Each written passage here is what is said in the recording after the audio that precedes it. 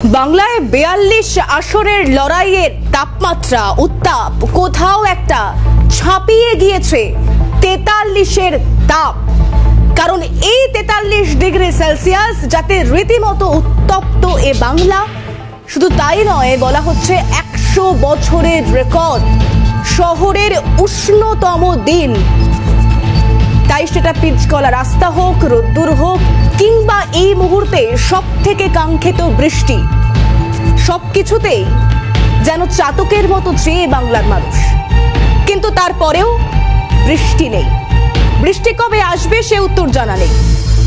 তবু এই গরমের হাঁসফাঁস করা পরিস্থিতি এখানেই ৪৩ ডিগ্রি অর্থাৎ ১০০ বছরের রেকর্ডকে ছাপিয়ে যাওয়ার তাপমাত্রা। বিভিন্ন জেলায় কোথাও সেটা ৪৪ ডিগ্রি ছাড়িয়েছে, কোথাও সেটা ৪২ ডিগ্রি ছাড়িয়েছে। আর সত্যি কি এই তাপের সঙ্গে যুঝে নেওয়ার মতো শারীরিক ক্ষমতা আমার আপনার আছে? বোধহয় নেই।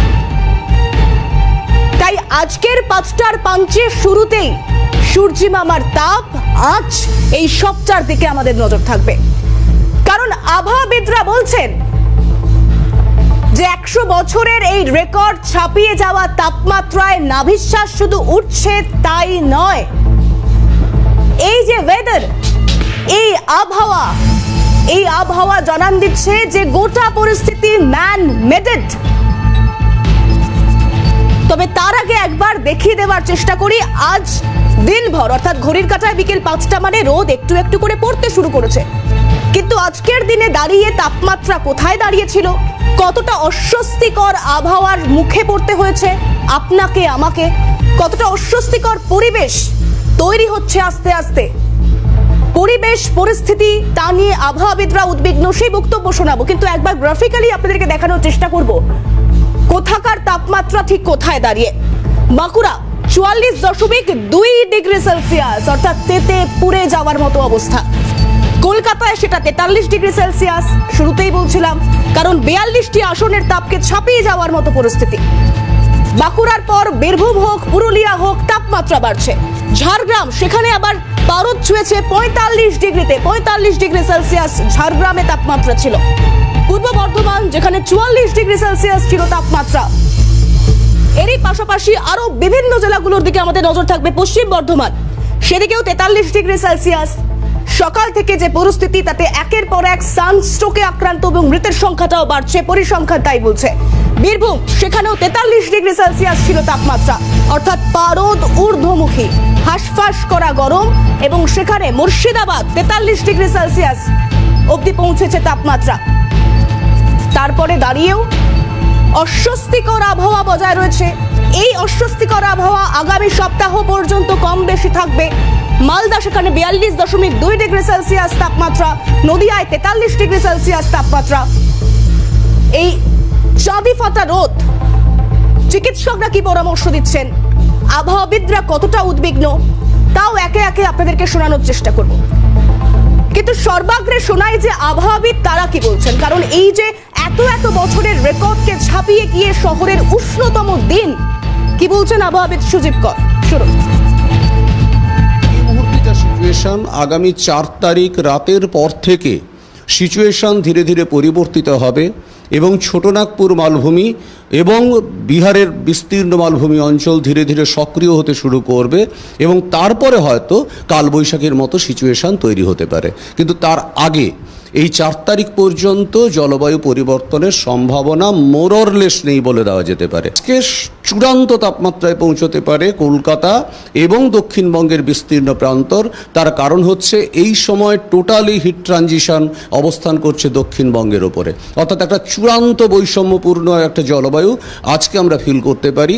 কাল থেকে পরিস্থিতি ধীরে ধীরে উন্নতি হতে শুরু করবে, অর্থাৎ বঙ্গোপসাগর থেকে জলীয় বাষ্পপূর্ণ বায়ু প্রবেশ করতে শুরু করবে। ৩ তারিখের পর থেকে সেটা ধীরে ধীরে অ্যাক্টিভ হতে শুরু করবে এবং ৪-৫ তারিখের দিকে গিয়ে হয়তো আমরা বিচ্ছিন্নভাবে বৃষ্টিপাত পাবো।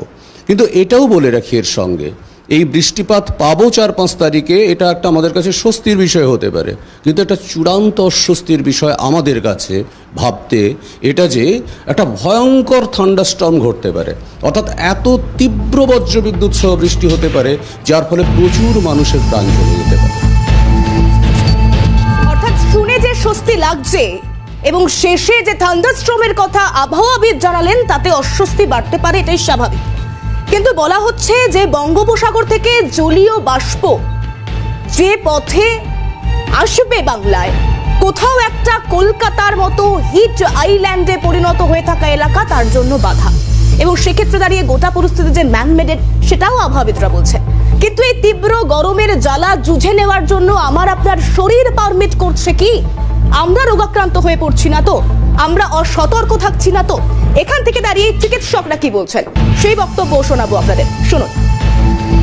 এটা অত্যন্ত মারাত্মক একটা পরিস্থিতি। এই পরিস্থিতির মুখোমুখি পশ্চিমবাংলা তথা কলকাতা কিন্তু অতীতে কখনোই হয়নি। এই গরমে এখন ঘাম হচ্ছে না, ড্রাই হিট, মনে হচ্ছে গাগুলো জ্বলে যাচ্ছে, পুড়ে যাচ্ছে, যেটা সচরাচর আমরা উত্তর ভারতে দেখি। এই অত্যন্ত ড্রাই হিট মানুষের শরীরের যে স্বাভাবিক যন্ত্র এবং কার্যক্ষমতা তার উপরে গুরুত্বপূর্ণ প্রভাব ফেলতে পারে। ভালো করে ঢেকে বেরোতে হবে, হালকা জামা কাপড় পরবেন, পুরো হাত ঢাকবেন, মাথা ঢাকবেন, নাকে মুখে যাতে তীব্র গরম ঝলকা হাওয়াটা না লাগে দেখবেন, ঢেকে রাখবেন, মাথা ঢেকে। ফ্লুইড ইলেকট্রিক সকলে জল এবং লবণ জাতীয় জিনিস তো নিয়েই বেরোবেন। ঢুকতে বেরোতে বারে বারে জল পান করবেন, স্যালাইন, ওআরএস এগুলো পান করবেন। এটা না হলে সাংঘাতিক শরীরের ডিহাইড্রেশন এবং ইলেকট্রাইট গন্ডগোল হচ্ছে। ফল, কাটা ফল বাজারে পাওয়া যায়, খুবই রিস্কি। ফল খাওয়া দরকার, যেগুলো দেশজ লোকাল যে ফল পাওয়া যায় সেগুলো খাওয়া উচিত। তেল মশলা বা ঝাল, বিভিন্ন যে রগরগে যেগুলো জিনিস, ফাস্ট ফুড, এগুলো এখন অ্যাভয়েড করা দরকার। দুপুরের খাবারের মধ্যে